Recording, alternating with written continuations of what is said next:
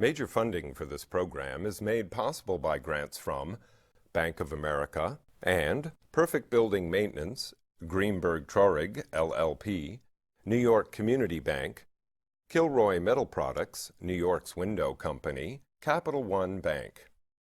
Additional funding for this program is made possible by grants from Akron Gold Brothers, LLC, Briarwood Organization, C.B. Richard Ellis, Cushman and Wakefield, First American Title Insurance Company of New York, F.J. Siami, Friedman, LLP, Gemini Real Estate Advisors, Hal Fettner, Durst Fettner Residential, James D. Kuhn Real Estate Institute at Syracuse University, James Orphanides, Madison Realty Capital, Meridian Capital Group, M&T Bank, Massey Knackle Realty Services, Muss Development, Newmark Knight Frank, Sterling and Sterling, Stonehenge Partners, The Moynihan Group, Urban American, W Financial Mortgage Fund.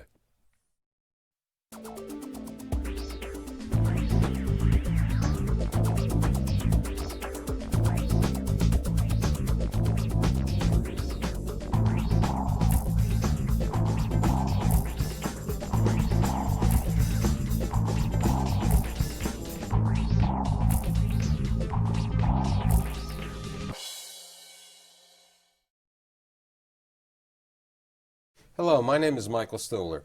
You know, the hospitality industry has been affected in 2006, 2007, 2008, but I believe it's coming back. I think the market is getting stronger.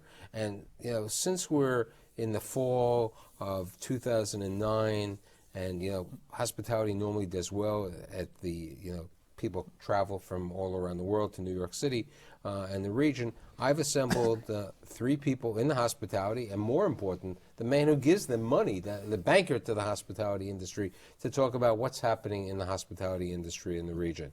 My guests today include Jason Lipiak, Group Vice President of M&T Bank, Brad Honigfeld, CEO of the Briarwood Group, Mike Sullivan, Director of Hospitality for the Gemini Real Estate Advisors, and last but not least, Vijay Dandapani, President of Applecore Hotels. So, you know, we were talking just before the show.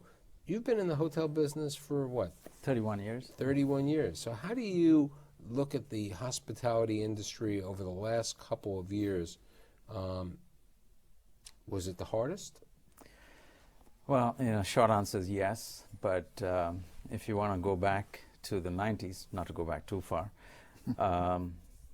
the operative phrase was stay alive to 95, early 90s. I remember that. So I bring that up because nobody has come up with a definitive, you know, year, because the tendency then was, you know, 95 would be all right. So there's nobody said 2010, 2011, when are we going to see this coming back of things for our industry? There's no, let's say, on the mend from 2010, for want of a better phrase, you know, that I have seen. And that's partly because the trough has been really deep. So what do you see? I mean, do you see that 2010 is not going to recover as well? Well, definitively I'm not prepared to give that kind of a forecast, but what we have seen in the recent past is the L shape, the leg of the L is holding up. So in other words, it's not dipping any further. So you don't believe it's going to dip any further? Well, based on trends. We hope. We all hope so. Yeah, right. You know, Brad, you're a little different than our banker over here, which we'll get something over there. You operate hotels in, you know, in New Jersey, really, and other places, and you operate restaurants all over the country.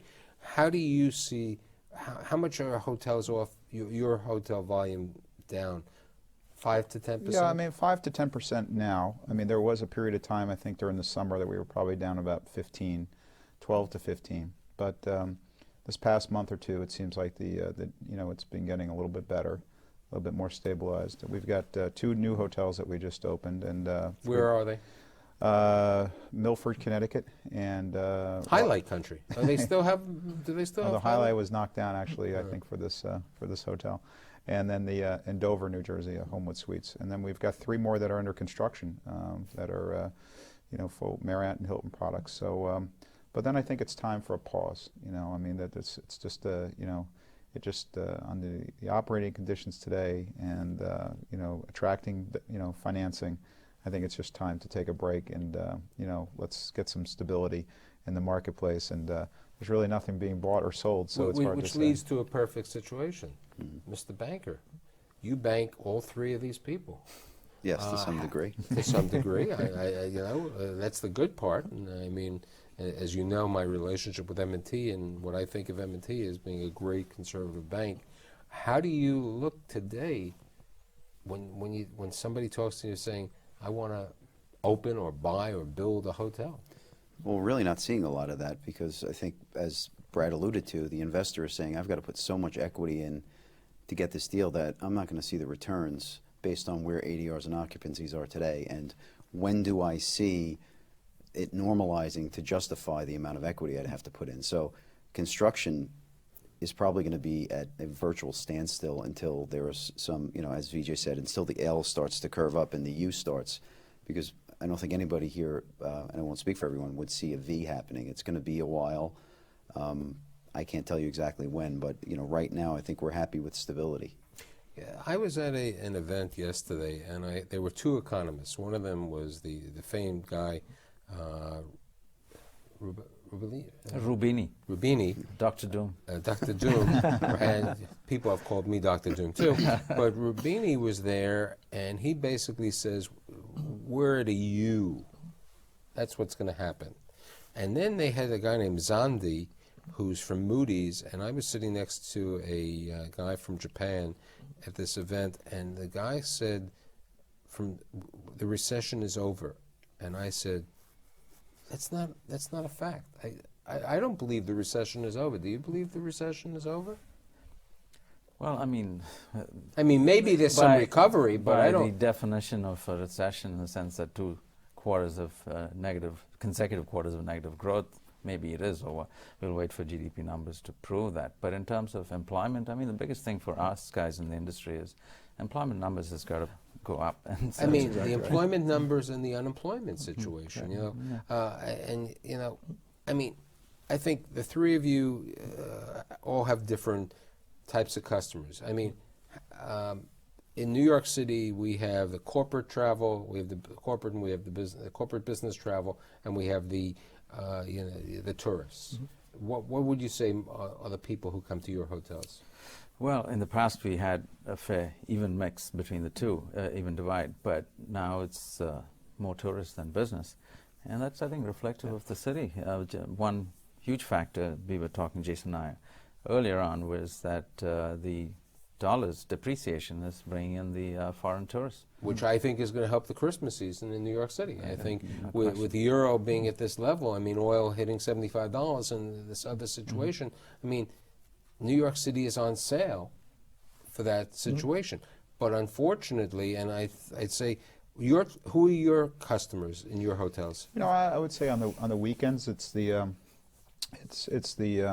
leisure traveler, and during the weekday there's still some amount of business, but it's very competitive. Your salespeople really got to be fighting for each business. We have war rooms set up. We're operating at at a high intensity level. It's like DEFCON 10, and quite frankly, being in the restaurant business and having a significant amount of restaurants on the West Coast, I really started feeling this probably in early 2007, where they kind of say the recession really started, in December, but I think it really started there.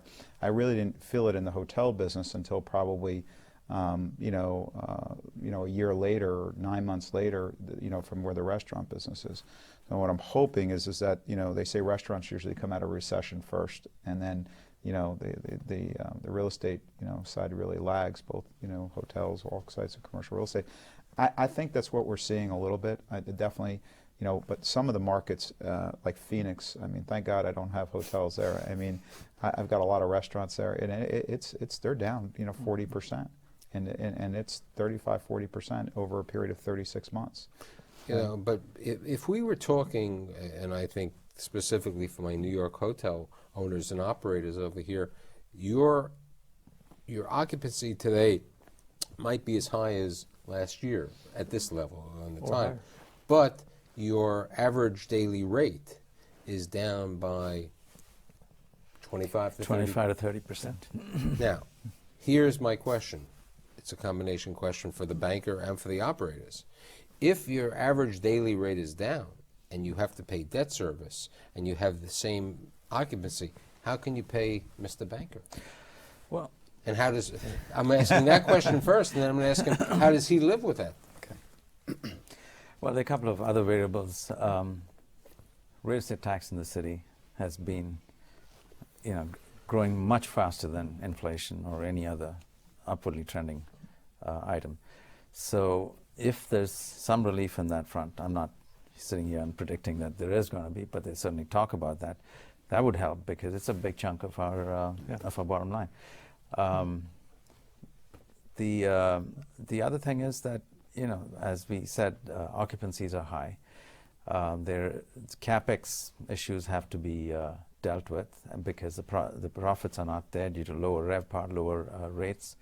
So we have less to put out for capex, and that's something that we need to work out, not just with lenders, but with ourselves. The good news is, if I may just 1 second, the good news is that most hotel owners and operators in the last cycle plowed their money back into the property, and that certainly includes us. And so we are in pretty good shape if we skip on a ratio of our capex reserves, if that's necessary. But it is a good point, because when you look at the nature of the change in the business, you have more product tour operator, more leisure, more 2 and 4 to a room, so you allow greater wear and tear, so that in a couple of years, all of a sudden, you're going to need to refresh those But properties. when you talk about wear and tear, I mean, you're talking about real estate taxes. What you're failing to say, and I did this with some of my residential shows, people were talking about their water bills in New York City have gone up so much.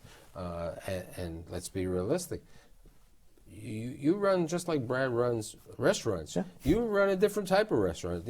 Each day, all of you open up, and there's a new customer over there, and that customer is taking a shower, and they're running the water, and they're not worrying about that water. And your water in New York City has gone up substantially. I mean, it's an expensive thing. And the air conditioner running because they're not paying the bill.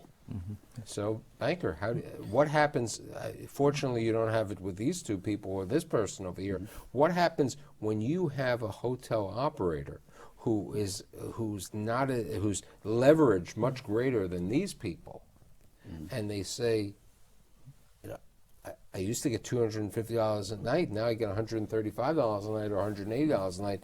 I can't pay your debt service. What do you do? Well, fortunately, we don't have anything like that right now. As you heard before, That was my disclaimer. I had to say that. No, I agree. But what do you do?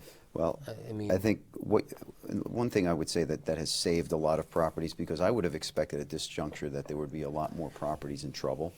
What I think you're seeing is those that were leveraged not as much. The highly leveraged properties, I think you're going to see trouble coming fairly soon, if not. I mean, we've already heard a couple of them. LIBOR rates are very low, and many of those that were financed at LIBOR with very low spreads on a CMBS type of track, they're surviving because rates are so low. And that's a natural hedge to this business, in that from a lender's perspective, if you have a floating rate loan, you're going to survive to a degree. Now, when you have leverage that is so high, zero interest rates aren't going to save you. The difference you have, like say after 9/11, when that really did work to a borrower's advantage and you didn't see a lot of distressed sales, was that the level of leverage and the CMBS type lending that went on was not as high as it is today. So you have many more highly leveraged transactions than you did back then. From a banker's perspective on a specific deal, it's all about, you've heard this from Gino several times. For us, it's all about the people. So we're going into deals where we know that there are, multiple cycle people who have gone through this number of times, understand what level of leverage they should have on it, but also how to operate through that cycle, cut costs, make sure that that they've got the optimal operating structure, and that's the way we've avoided it. Thankfully I haven't had to have the tough conversation yet on something in this cycle yet. Now I have a question. All three of you operate basically limited service or select service hotels, correct? Correct. With this recession, with are, with people looking to save money because, there's unemployment, how do you see the 4 or 5-star hotels being affected in New York? I mean, I'm sure you've read the headlines. A certain very, very prominent hotel in the city, 5-star deluxe, was selling rooms at $185 in March of this year. So yes, some of them really figuratively dropped their pants. Most didn't, but those that didn't suffered in occupancy. But the notion that somehow because we are in select service, we are insulated from that is not entirely correct. It's partly true. I mean, it's not considered apropos to go and stay in a nice, chic boutique hotel when everybody's hurting, or certainly companies put the clamps down on some of that. So it's more company appropriate, if you will, for want of a better phrase, to stay at the Comfort Inn than at the, say, the Mandarin Oriental. But having said that, there's rate erosion in the 5-star level as well. They've got, in fact, in Manhattan, the upper upscale has dropped RevPAR more so than the select limited service, with parts of Midtown Manhattan excluded. But generally, that's been the case. Am I correct? Yeah, I mean, I spent a lot of my career in the luxury, and so I have a lot of my friends and colleagues at that level. And most of them in New York are seeing 40% declines. But the issue for us, I think, to a certain extent, is they become a price ceiling for us. Because as the luxury has kind of come down, they're pushing full service down. And I know you've probably run into it as well. We were quoting rates, and we're running up against the Sheraton, the Hyatt, the other big hotels. And of course, it's like a value play for the customer when they can get $130 rate at an upscale hotel. And it's a great value play for a tourist coming in. You bring up a very interesting point, and Brad brought it up before about this war room that he has. How do you get your customers? Explain this war room to me. I mean, this is this sounds like Star Trek over here. I built and sold 13 hotels, over the past 10 years, and then we just finished another 7, got 3 under construction, and so we've this particular cycle we've just recently upgraded the person that's running our hotel division. He's got a sales background, and one of the big things that we're focused on at Bryett is revenue. I mean, that's really what everybody's competing with right now. So we've both on the restaurant side and the hotel side, and on the hotel side, we get these our management teams together, and we'll go from one hotel to the next and bring everybody in and make sales calls. I have my son out there this summer, knocking on doors, and we'll probably make 400 sales calls in a day between. But who do you make these sales calls on? Different companies that are all in the area. There is travel. There are people that are staying, but there is a huge competitive environment right now, and so clearly most of the product that we have is new. I think that's a point of differentiation. And that is, that's helping us. And isn't a large portion of yours also the suite, or? Yeah, they're extended stay and residence inns, courtyards, and so forth. I really only have dealt with the 2 best names that I think that have the in the industry. And people they have the free breakfasts, or they have the accommodations. Yeah. And how about you and you? How do you? You don't have your war room? Do you have your war room? Or is your son and daughter working over there, knocking on the door? And, well, we're always on the wall, on the warpath. And everyone sells. And everyone sells, exactly. So. No, but... Yeah. I mean, you're actually going through every channel. It's not only your sales team knocking on doors, whether it be companies, whether it be travel agents and other tour operators. It's the internet, whether it's the third-party sites, your own website. You're going through every channel you can. I'm certain that people who will watch this show will want this answer from all 3 of you, and also from the banker's point of view. What about these TripAdvisor, Hotel.com, Well, if I may say, I mean, TripAdvisor, to use industry jargon, is UGC, user-generated content. It's very powerful. I mean, when it first came on, some of us didn't take them seriously enough. But it's easy to distill what's somebody who's just a disgruntled customer who just can never be satisfied to those that give you genuine reviews. So they've overtaken, in my mind, the recommendations that you get from the photos and the Frommas and all these so-called individual objective reviews. So we ignore them to our peril, and I'm sure Michael's doing the same thing, but we are constantly monitoring that to make sure that we are responding But to what about the Hotel.com, the Expedia, and then I think I was watching the World Series. Somebody said, you know, if the room rate is lower, we'll send you a check back. If you book on one of these services, do you do much business with the Expedia and the Hotel.com? I'm going to say that I don't do any, but it's We a do. conscious decision. But yeah, go ahead. We do. I mean, it's a pretty powerful tool. It's one you also have to be careful with. You know, they spend millions every year in advertising. Anyone you know knows of them. So, you know, I know a lot of people. The first thing they do when they plan their trip is they go to Expedia, look at the hotels, and then they probably go to the website and book it elsewhere. But they use it as a tool. Brad? Pretty much the same. I mean, I think really what the Marriott and Hiltons bring are they're tied in with everybody, and they bring great reservation systems and so forth. It's interesting, you know, with regard to this. Somebody said to me, I think it was Michael Pomerantz who said, or maybe Richard Bourne, saying, you know, if you really just maybe go to the Hotel.com or the Expedia, and then you go directly to the customer, to the hotel's website, you can probably get the same price. Yeah. It's absolutely true. Without having to prepay like Yeah. you do in But Expedia. that's exactly what Brad was Yeah. saying. I Right, mean, so you know the situation on that. So it becomes like a form of advertising. But how much advertising do you do? I mean, literally, you know, how do people? I mean, you have great strategic midtown locations, and you know, travelers like your location. It's also good for business workers over here. You're in a variety. You're even in the. I call it the Lower East Side. I don't call it Soho. No, I mean, how do people find the Gem Hotel or? Well, because obviously the Gem is different from the others that we do, where we can rely on the brands to a certain extent. The Gem is more of an independent identity, so there we do some more advertising. Most of what we do for advertising, though, is online, whether it be the online advertising in various travel sites, whether it be using like a Expedia or some of the other third-party sites where you can actually do pay-per-click advertising on their sites. So we'll do a lot of advertising that way, as opposed to a magazine ad or something along those lines. What do you do? Well, it's a dynamic process. I mean, we do much of what Michael just said, but it's something that it's constantly changing. I mean, what was good 2 months ago, or maybe 6 months ago, is not valid today. So we do all of that. Google AdWords. We also go and do PR trips in strategic markets that we think are critical for us in terms of where we are situated. Big markets for us are Korea and Brazil, just because we have 2 hotels in each of those blocks, Little Brazil and Little Korea. So Now, what's interesting is people know you're Apple Corps. People know that you're Gemini. Now, you have a corporate identity, but do you use the corporate identity for your hotels, or is it more on the?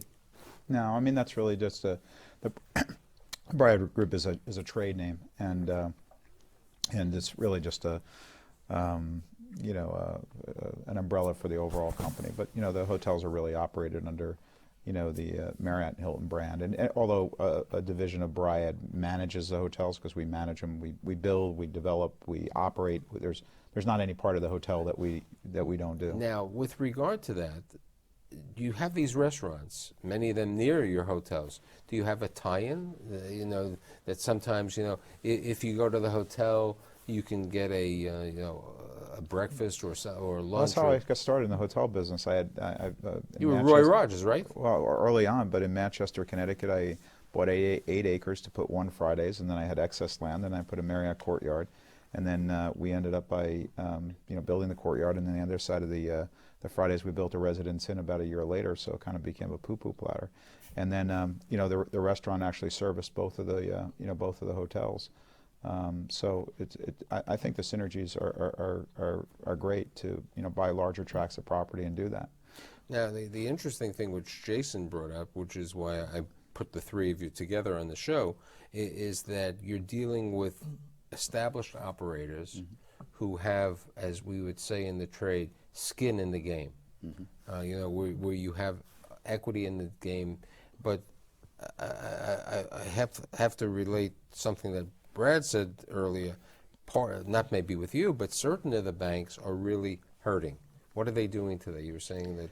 Well, I mean, I would say that Present company excluded. I've had a great relationship with M&T Bank, and it's a very significant relationship, and I value that relationship very great. There are the big money center banks. I think are they're less about relationship today, and there's really all about just trying to find their way, and it's one man for himself or woman for himself. It really is. I've gone through a couple different things this year that I would tell you that come March, I think there was one day that I thought my heart was coming out of my chest. I mean, I really did. It was I think that there was probably 3 different situations that occurred in a very short period of time, and it was a rude awakening. It really was. So.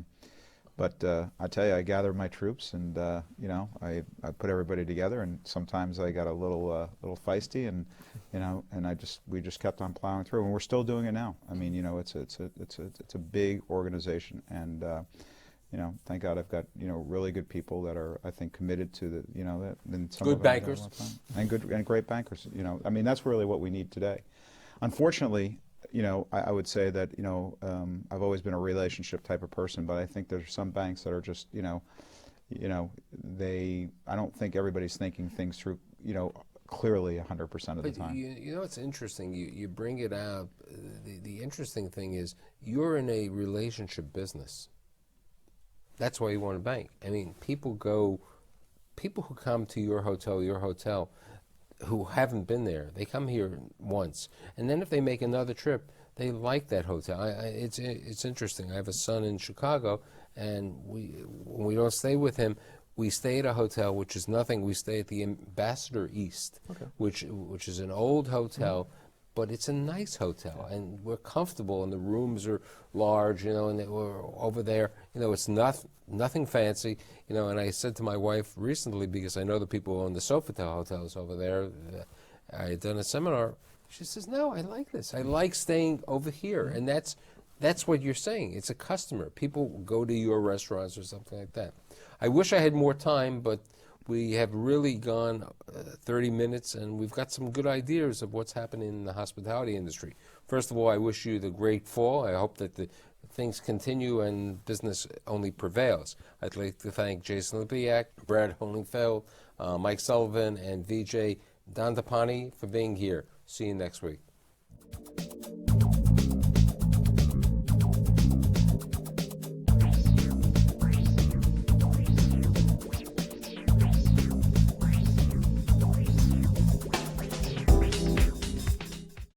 Major funding for this program is made possible by grants from Bank of America and Perfect Building Maintenance, Greenberg Traurig, LLP, New York Community Bank, Kilroy Metal Products, New York's Window Company, Capital One Bank. Additional funding for this program is made possible by grants from Akron Gold Brothers, LLC, Briarwood Organization, C.B. Richard Ellis, Cushman and Wakefield, First American Title Insurance Company of New York, F.J. Siami, Friedman, LLP, Gemini Real Estate Advisors, Hal Fettner, Durst Fettner Residential, James D. Kuhn Real Estate Institute at Syracuse University, James Orphanides, Madison Realty Capital, Meridian Capital Group, M&T Bank, Massey Knackle Realty Services, Muss Development, Newmark Knight Frank, Sterling and Sterling, Stonehenge Partners, The Moynihan Group, Urban American, W Financial Mortgage Fund.